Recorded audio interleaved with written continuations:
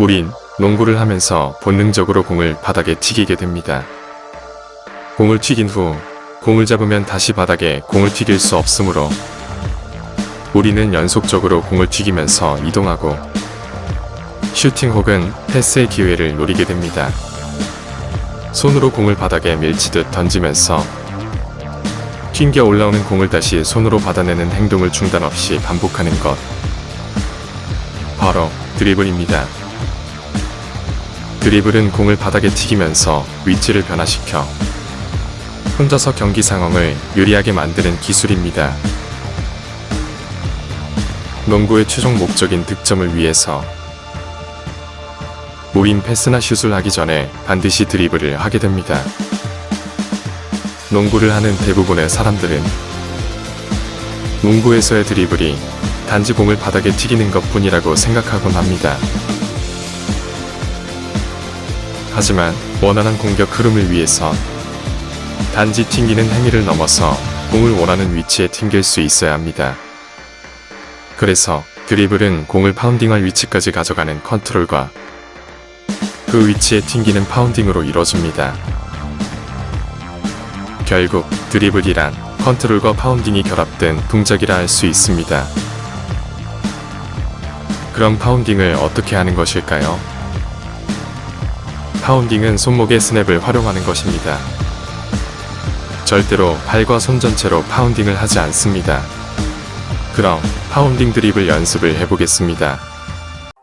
파운딩 드리블은 반드시 손목의 스냅을 사용해야 합니다.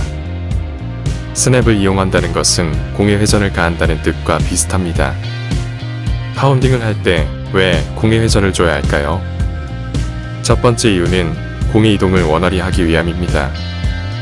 공의 회전이 없다면 공의 힘은 급격히 떨어집니다. 공의 회전 없이 눌러서 튕기는 힘과 공의 회전을 주어 튕기는 힘은 당연히 달라집니다.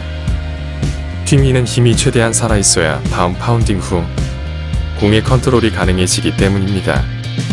두 번째, 여러분도 잘 알겠지만 드리블은 온전히 손과 팔이 하게 됩니다. 우린 눈으로 공을 보지 않고 드리블을 해야 합니다. 바닥에 공을 튕긴 후 직감적으로 손이 튕겨오를 공을 위치를 알아야 다음 파운딩을 원활히 할 수 있게 됩니다. 만약 손목의 스냅이 아닌 팔 전체로 밀듯이 파운딩을 하면 공을 튕기는 위치가 매번 바뀔 것입니다. 우리 팔의 구조가 기계처럼 상하 운동을 할 수 없으므로 상하 운동에 가장 가깝게 가기 위해선 팔과 손목의 위치를 대략 비슷하게 위치시키고 손목의 스냅을 통해 일정한 위치에 공을 파운딩해야 공이 튕겨 오르는 위치도 일정해지기 때문입니다. 그래서 파운딩을 할 땐 반드시 손목의 스냅을 이용하여 공의 회전을 가해야 합니다. 이 원리는 슈팅 시에도 마찬가지입니다. 파운딩 드리블을 연습할 때 공이 튕겨 오르는 높이의 변화를 주어야 합니다. 파운딩의 높이를 다르게 가져가는 것은 높이에 따라 드리블의 리듬을 다르게 가져갈 수 있기 때문입니다. 높은 파운딩은 리듬을 길게 가져갈 수 있게 하고 반대로 낮은 높이의 파운딩은 드리블의 리듬을 빠르게 높여줍니다. 첫 번째는 하이 파운딩으로 꽤 높이 위치까지입니다. 손목의 스냅을 강하게 주어 최대한 높게 파운딩 되게 해줍니다.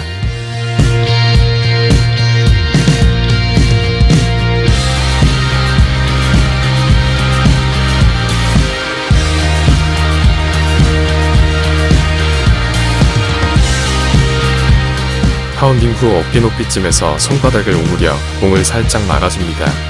공이 손바닥에 붙을 때마다 손을 약간씩 들어주면서 공의 속도를 줄여줍니다. 손바닥에 붙어있는 순간이 공의 컨트롤을 할 수 있는 순간입니다.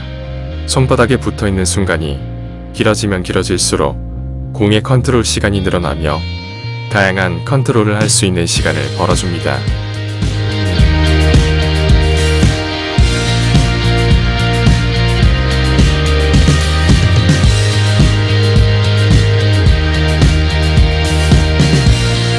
따라서 파운딩 연습을 할 때는 공이 손에 붙어있는 시간이 길어지도록 연습하는 것이 핵심입니다.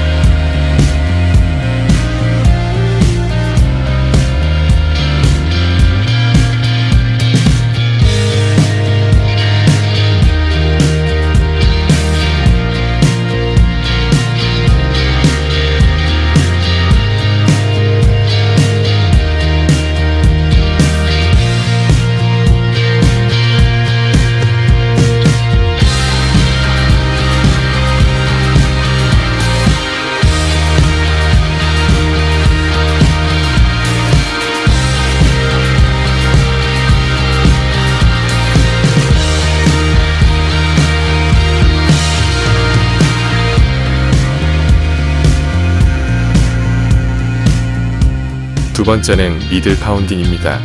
대략 허리까지 높이입니다.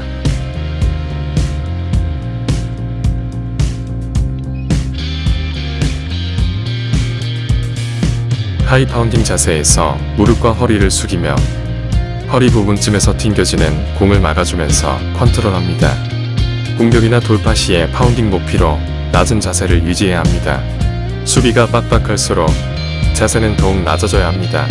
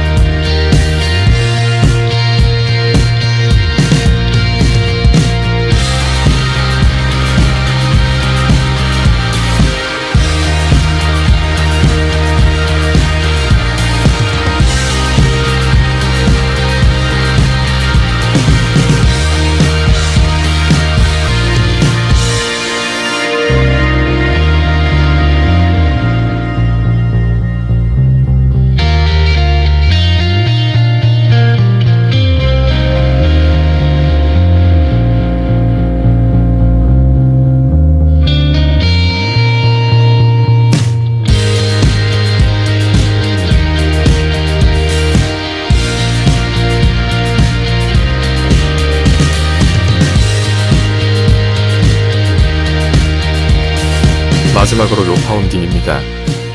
무릎까지의 높이의 파운딩으로 공의 컨트롤 시간이 매우 짧아질 수밖에 없어 빠른 리듬의 드리블 시 유용한 드리블입니다. 모든 드리블은 파운딩이 기본입니다. 파운딩의 높이를 스스로 조절할 수 있다면 공의 컨트롤의 시간을 조절할 수 있다는 것이고, 그것은 다양한 리듬의 드리블링이 가능하게 합니다. 이렇게 다양한 높이의 파운딩 연습은 드리블의 리듬감을 갖는데 매우 유용합니다.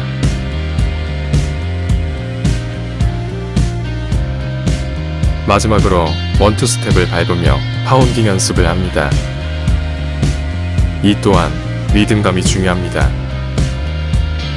파운딩 후 공을 손에 붙이며 스텝을 밟습니다.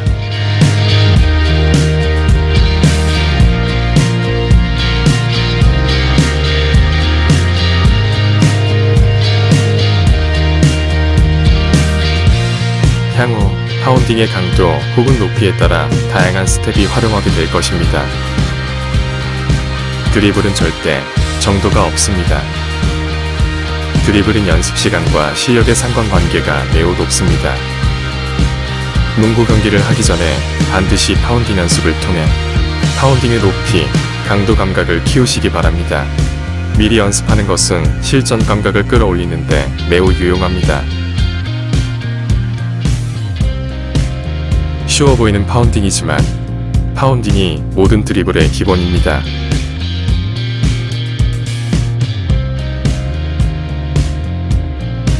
다음 시간에는 드리블의 두 번째 요소인 공의 컨트롤에 대해 말씀드리겠습니다. 공의 컨트롤과 파운딩이 결합하여 돌파의 기초가 되는 크로스오버가 됩니다. 다음 시간엔 크로스오버에 대해 업로드 예정입니다. 동영상이 유용하셨다면 구독과 좋아요 꼭 부탁드립니다. 여러분의 성원이 제게 힘이 됩니다.